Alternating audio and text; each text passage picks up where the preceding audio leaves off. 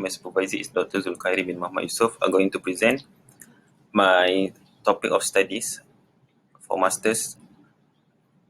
The title of my studies is Comparative Studies of Life Cycle Assessment between In Situ Anaerobic Digestion with Landfill Treatment. Next. The main issues that are related to this topic are: first is the landfill area cannot be utilized for any development due to the land structure of the landfill being closed down.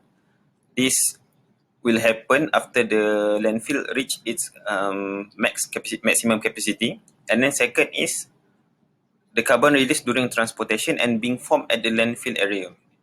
So as we know that the carbon footprint is not only consisting the carbon produced at the landfill area only, but it starts from the source of waste and then the transportation using the truck, and along the way it goes to the landfill area. The carbon, all of the carbon produced will be going to be calculated. Okay, the problem statement. First is the waste management. So how do we can improve the waste management in Malaysia, or for my study purpose,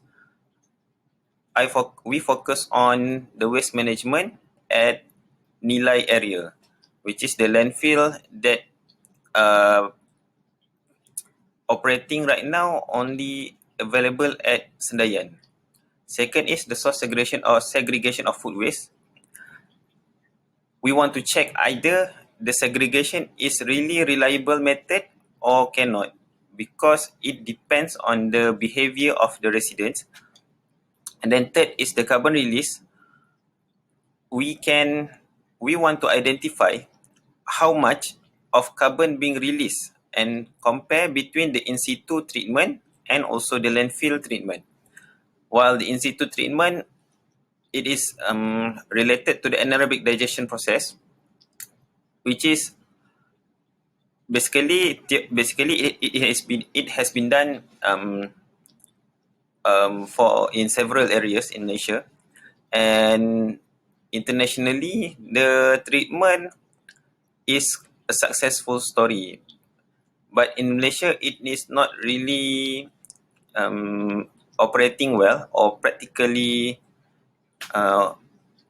wide, the application of anaerobic digestion. And then the objectives for my studies are to determine the food waste produced by quantifying and qualifying the characters of food waste, whether the food waste can be used for anaerobic digestion or it need to be treated further before it can be placed inside the anaerobic digester. Second is to calculate the carbon footprint during the anaerobic digestion and landfill treatment. Third is to outline the life cycle assessment of both in situ anaerobic digestion and landfill treatment. Suggestion for my project: first option is at Polytechnic Nilai, because in Polytechnic Nilai they have 7 blocks of residents. And second option is food court around UPM. These options are based on the current situation of CMCO, because if there is some restrictions in UPM, then I will go for the first option. The hypothesis for these studies first is in situ treatment of food waste will make up a lower total carbon factor and low carbon release to atmosphere compared to landfill treatment. Second is in situ treatment of food waste will have the same total carbon factor and amount of carbon release to atmosphere compared to landfill treatment. The parameters that are going to be studied along the project are the treatment process between in situ and landfill, the characters of food waste, the carbon factor of transportation, electrical usage during the both treatment, and fuel usage for both treatment if there is any application of fuel for both process. And then fourth is carbon release, the methane production after anaerobic digestion, of in situ digestion, and second is from the carbon release from landfill area at Sendayan. The methods We start from first the assessment of food waste production behavior from house. We will do a survey for each family and to identify the amount of waste and the quality of which is the form of food waste that they are producing every day. Some of the families will have more grey.